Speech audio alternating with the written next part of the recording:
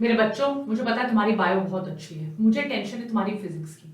ये बात सुन लो, अगले 6 से 7 दिन अपनी फिजिक्स पे 100% दे दो और वानी मैम को प्रॉमिस करो कि यार फिजिक्स पे 140 150 आएंगे, और अगर ये करोगे तो फिजिक्स पे 140 50 आएंगे। सुन लो, 2021-22 का पेपर पैटर्न चेंज हो गया है। क्या कहता है ये नया पेपर पैटर्न? ये पेपर पैटर्न कहता है कि क्वेश्चंस जो है वो प्योर एनसीईआरटी बेस्ड आएंगे। हो सकता है अभी तक आपने एनसीईआरटी नहीं पढ़ी हो सकता है अभी तक आपने अपने कोचिंग के मॉड्यूल्स पढ़े हो, अभी तक कोई और नोट्स पढ़े हो, टेलीग्राम के नोट्स पढ़े हो, पर एनसीईआरटी नहीं पढ़ी हो। तो प्रॉमिस करो कि अगले 5-6 दिन में जो मैं बोलूंगी चैप्टर बाय चैप्टर एनसीईआरटी का वो कर दूंगी। आई होप आपने वो फिजिक्स का 10 ईयर पेपर एनालिसिस भी देख लिया है। नहीं देखा है तो वो वीडियो अभी जाकर देखो। उस वीडियो में मैंने बताया है कि हर एक चैप्टर के इंपॉर्टेंट टॉपिक्स कौन है, उन इंपॉर्टेंट टॉपिक्स को एटलीस्ट एनसीईआरटी से कर लो। अब मैं आपको बताती हूँ एनसीईआरटी में कौन सी वो हिडन 3 चीजें हैं जो आपको जरूर करनी है, और अगर ये 3 चीजें आपने अपनी एनसीईआरटी से कर ली तो आपको स्कोर लाने से कोई रोक नहीं सकता।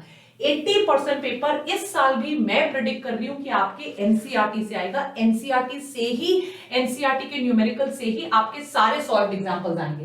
तो चलिए let me tell you exactly क्या आएगा। बेटा देखो, एनसीईआरटी की वो हिडन 3 चीजें ये हैं। सबसे पहले chapter by chapter, topic by topic, NCERT physics में जितने भी ग्राफ्स हैं उन सारे ग्राफ्स को आप कॉन्सेप्चुअली अंडरस्टैंड कीजिए, और उन ग्राफ्स में से अपने आप अपने एमसीक्यू किस टाइप के बनेंगे उनको ध्यान से करिए। ये नहीं कि सिर्फ ग्राफ देखना है, ग्राफ को अंडरस्टैंड कीजिए, पेपर उन्हीं में से आएगा। नंबर 2, एनसीईआरटी के सारे सॉल्व एग्जांपल्स को और एनसीईआरटी की जो बैक एक्सरसाइजेस है आप उनको सॉल्व कीजिए, उनमें से ही आपके पीवाईक्यू आएंगे। Promise from my side. Number 3, NCERT तो बहुत बहुत बहुत इंपॉर्टेंट है। जितने भी बेटा नीट के एग्जाम में एनसीईआरटी के थियोरेटिकल क्वेश्चन ज्यादा आते हैं, जितने भी थियोरेटिकल क्वेश्चंस आएंगे वो आपके पॉइंट्स टू पॉन्डर से आएंगे। अगेन अ प्रॉमिस फ्रॉम वानी मैम। सो आपके पॉइंट्स टू पॉन्डर पे फोकस कीजिए, सारे थियोरेटिकल क्वेश्चंस आपके पॉइंट्स टू पॉन्डर पे आएंगे।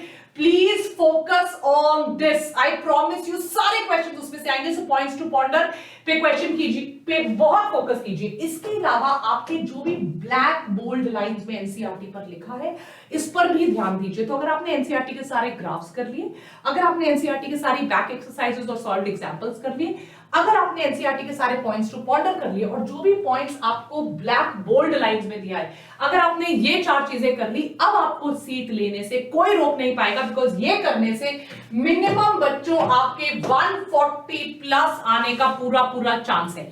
इसके अलावा आप 7 और 8 इयर्स के सिर्फ पीवाईक्यूज कर लीजिए, मिनिमम इतना करो फिजिक्स में, और देखो स्कोर कैसे डबल होता है, क्योंकि स्कोर पे अगर आस्तीन का सांप बनकर कोई बैठा है तो वो आपका फिजिक्स ही है। प्लीज टेलीग्राम चैनल ज्वाइन कीजिए, doctor Vani's biotonic for NEET physics के बहुत एनसीईआरटी पीडीएफ्स में वहां दे रही हूं। एनसीईआरटी पीडीएफ्स स्नैपशॉट्स खींच खींच के इंपॉर्टेंट पॉइंट्स के मैं कम्युनिटी पेज पे दे रही हूं। As a bio teacher I am doing so much extra for you. So please like share subscribe कीजिए, कम्युनिटी पेज पे रोज जाइए और टेलीग्राम ग्रुप ज्वाइन कर लीजिए, क्योंकि वहां पर मैं एनसीईआरटी फिजिक्स के पीवाईक्यू मैराथन के टेस्ट भी ले रही हूं कम्युनिटी पेज पे और टेलीग्राम पे।